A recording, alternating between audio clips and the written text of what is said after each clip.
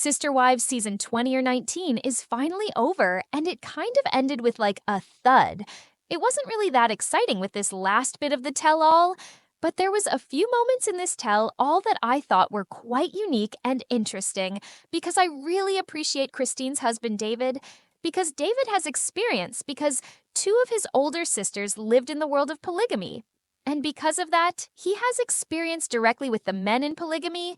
He has experience with these cultures, and if you know anything about his sisters, they were part of a community in the country of Mexico, kind of just across the border, and not the same community that Christine's family hailed from the Liren group, but a different group. And he knows full well what the guys in polygamy do, and what I thought was phenomenal was that as, Suki is trying to minimize the damage and the reality of polygamy and plate, and in a way, I guess, keep the show going, she tried to just look at this as like a human conversation of, oh, is this just how Kody is? Or is this just how a polygamy thing is, where the guys want her to look good? Or is it not a good thing because they've been hidden? And David just went straight for the jugular and said, no, this is not a polygamy thing about looking good. It's a polygamy thing about the men mistreating the women so that they fight with each other and compete because that's all the men want. They get off on it. They love when the women fight. They love that fighting going on with them. And they love that the men love that kind of stuff. I know I've talked to them. It's always a competition. It's crazy because I've dated a couple ex-polygamous women and they're the men, ruin them, absolutely ruin them. My older sisters ran from it. So when I started dating you, I was a little leery of it because I'm like, okay. But I was like, holy cow, I found a diamond in the rough here. David is very straightforward. And what I appreciate about David is that he is not going to play this game on this show. Like, what we watched was normal. He's not going to pretend that the way that this system was set up was fair, that Kody was justified or kind, or that they should even entertain the fact that there's a rational reason for why Kody has done something, and that somehow it's the woman's fault because David made clear that the women in these cultures are not allowed to feel they're not allowed to do anything. Just stuff it down, and the guys love it because they get control from it. And I'm like, finally, someone says it without trying to pander to Kody, without trying to minimize what he's done, without trying to justify what he's done, without trying to allow him to blame someone else. Kody got off on it. He loved it. He loved the power it gave him. He said it was all ego. He loved being worripped. So if they're all competing and he is, they're all fighting, women end up very traumatized. He said his sister is ruined from it. I mean, and that is an understatement because women that come out of these systems can deal with so much trauma because many of them have suffered SA physical DV. They come out with trauma related to the psychological manipulation and coercion. A lot of them are leaving a system of high control, so they don't even understand really how to function in the real world. It's a lot. And then you're dealing with unwinding all of that abuse. So I was so glad to see a counterpoint finally. And so, and Robyn, as to-right as everybody else might think that is, Robyn doesn't talk about doing her makeup or about what's going on. They do. I'm sorry for Christine and David that they have to sit and make their lives about me and Robyn. Let's move on. I'm okay. I'm gonna move on. I think they've really moved on. I'm not convinced yet. I just watched it. I'm not convinced. And Kody just proved David's point. He proved his point that even after they've left, the women, all Kody does is think that they're competing. He thinks they're comparing. He thinks that Christine is living her life trying to be like Robyn. He said that last week, that she still is jealous of Robyn, that they are jealous of Kody and Robyn. That's how in his world he rationalizes all of this. Like, of course they couldn't be trying to talk through her trauma and talk through what she experienced. No, Kody wants her to do what David said, the men do, stuff it all down. Why should she get to talk about her experience? Why she wasn't valued? That just means she's jealous. She's only saying that because she's jealous. She just wants to be like Robyn. It's pretty clear that Christine doesn't want to be like Robyn. In fact, Christine doesn't even want to be with Kody. She left Kody because she doesn't want to be with him. She doesn't want to be in polygamy. She wants to be in a relationship where she's valued and heard and understood. And quite honestly, after years and years and years and years and years of these women being forced to shut up and just go on, he again proves David's point that all Kody wants is the power and the control. Because if they shut up about him, and if Christine just shuts up, then his secrets aren't coming out. His betrayals aren't coming out.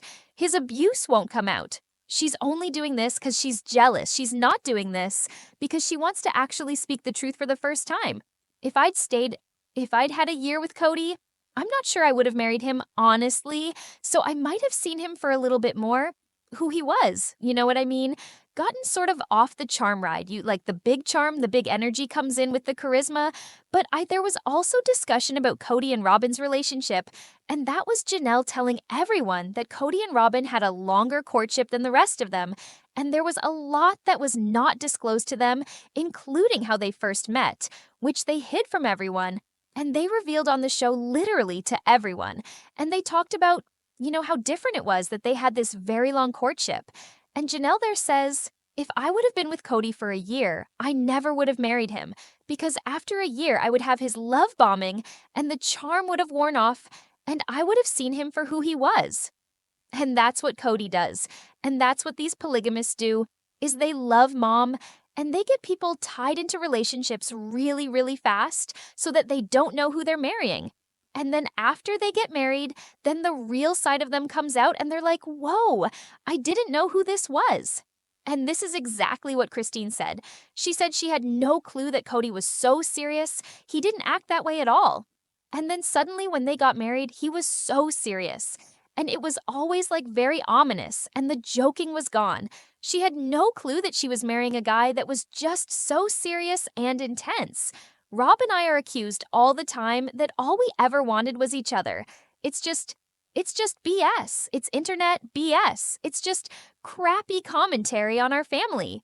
Well, maybe the viewer saw something early on that the Brown family wasn't able to recognize themselves. I mean, really, honestly, I'm sitting there with my journal going, God, what's going on? I'm already in love. I already have. Kody tried to lie there and say that Robyn and I are always accused that we only wanted each other, and it's just bad commentary on the internet, and that we didn't want to do polygamy, but it was so obvious to all of us that watched for all these years that they didn't want to do polygamy. It was obvious that Kody was done with the other women by how he treated them. It was obvious that they for years faked that they were still in these intimate marriages with each other. It was obvious that he was only showing up for filming and that he lacked any sort of real connection with many of the children and the women. And it was very obvious that Robyn felt emboldened and that she had a relationship with Kody that no one else had because she was obviously spending the most time with him. I mean, whenever they spoke about his relationships and how he felt and what was going on, it was always Robyn speaking for Kody, right? She was very clear about she was Kody's wife, and Kody was her husband. I mean, that was obvious. And so he tried to lie there and say that we didn't see that, and then he finally admits, yeah, maybe we were just in denial. Yes, Kody, no, you were not in denial. You were probably just milking this show for ratings, and you wanted them to all go along with it. I mean, Christine talked about how that was a betrayal to her, because they should have just been honest. It would have saved them all so much heartache if they just would have said something early instead of stringing them along for so many years. But they finally admitted it. We weren't wrong. They just wanted each other. Kody said it. Another part that they talked about was Robyn and Kody's conversation, or Kody's admission, where he said that he had sex before he was married. And he had only told Mary and Robyn, apparently. And they were asked why Kody wouldn't have told Janelle and Christine. And Janelle and Christine were asked this by Suki. And Janelle actually was pretty clear about why he wouldn't have told them. And I actually agree with her point of view here. He's just making stuff up. Now, I really do. If he had been in the mind that he was when we all were together, that would have been something he wouldn't have been proud of. He wouldn't have been bragging about. He wouldn't have been talking about. Because that was not, it was really sort of a transgression, really, against our moral code, right? It's so weird. I think he really just needs to somehow justify all the reasons that Robyn's so perfect for him. Why is that sort of like, oh, I had sex before we got married, or I had sex in college? I don't think Kody would have wanted to admit this to anyone, quite honestly, because had he admitted that he had been in a sexual relationship prior to marriage, it would have impacted his ability to actually take on more wives. And if he told Mary and they didn't tell the church, that could have impacted him being sealed. He could have gotten reprimanded. He could have been told, You need to repent before you can do this, and then you can get back to being in good standing with our church with the AUB. Because having sex before marriage is a huge sin in their group, and it's grounds for, nullifying a lot of the relationships. And because he was not honest, it was a betrayal. And so Janelle is right. He wouldn't have admitted it back then because he would have been ashamed. He wouldn't have wanted to admit it. He would have been so, unable to admit it because it would mean that he wasn't godly enough. But, he says that Robyn brought it out of him because Robyn had sex before marriage because she was married. And obviously, Janelle had a sexual partner before they got married. She was married too before Kody. I think the only virgins were probably Christine and Mary that he was with, right? But maybe he just wanted to be cool, like Robyn, because Robyn had had sex before marriage. But then think of how he made her do a purity speech. I always thought that was so gross. And she was like, I gave my purity to someone else, and he took it, and he threw it on the ground. And meanwhile, Kody wasn't pure. Do you remember that? And then there was this whole discussion about Kody and Robyn's sex life, which I didn't want to talk about. But then Kody got really testy with Suki. And it was very unusual because he somehow jumped to the end where he was like, we're not talking about my sexuality. I loved our conversation about Mormon naughtiness. No, we're not talking about my sexuality. No, come on, that was crossing the line. No, it was not about your sexuality. It's about you and Robyn. That was not a cool discussion. I give a little bit here, so you don't have me in a good mood. Now we're gonna have to talk some more. I give a little bit here. It's like, I give an inch. I'm generous. And it's like, well, let's dig into his life. I think that was cool. Do you remember in the episode where he talked about how he had this person that he had a relationship with, and they had sex, and he felt very guilty about it, and that person was genderless? Do you remember that? He said something like a lover or something. He didn't use a pronoun to describe that person, and so obviously the internet was like, oh my God, is he talking about a man? You guys, I don't know. But because of that, there was that ambiguity, and I didn't even think about it. I didn't consider it.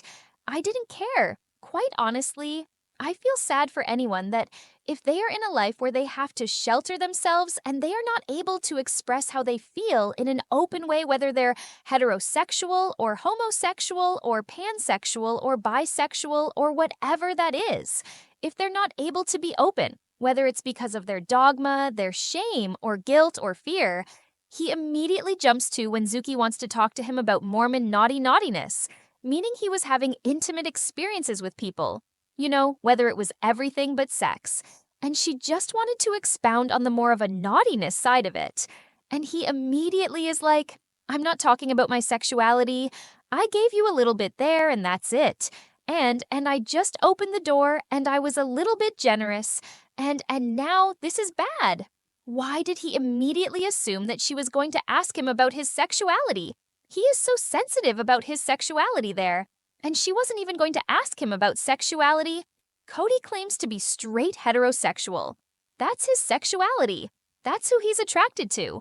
Why would he assume that Suki was immediately going to jump to talking about him having sex with other men? Unless we didn't know about something. I mean, I don't even care. But why would he get so defensive about talking about sexuality? He's the one that brought it up. She didn't even bring it up. Did I miss something? Are you afraid at some point Robyn could leave if the anger continues to persist? Yes, yeah. She's going to be loyal. The difference with me and Robyn is if we ever broke up, we would never say anything bad about each other because I think we definitely love each other. And we still would even if we broke up. So then there was this discussion about if Kody's anger doesn't get in check, will Robyn leave him? And Robyn then kind of dismisses this whole conversation by saying that Kody's getting better, but Kody almost has one foot out the door and he's like, yes, yes, yes. She will leave me if I don't get better, but if we break up, she will speak nicely of me because we are good friends and we will never be mean to each other and we will never say bad things about each other. And I'm like, did you watch what Robyn did with her ex-husband? And how she talked about him? And what she said about him? Do you remember how she basically called him a rapist when he wasn't? Do you remember how she basically said he was hurting her in DV when it didn't happen? Do you remember that, Kody and Robyn of course dismissed this.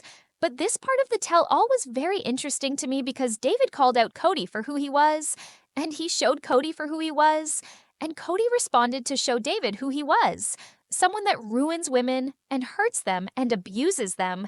Kody's bragging about being sexually experienced.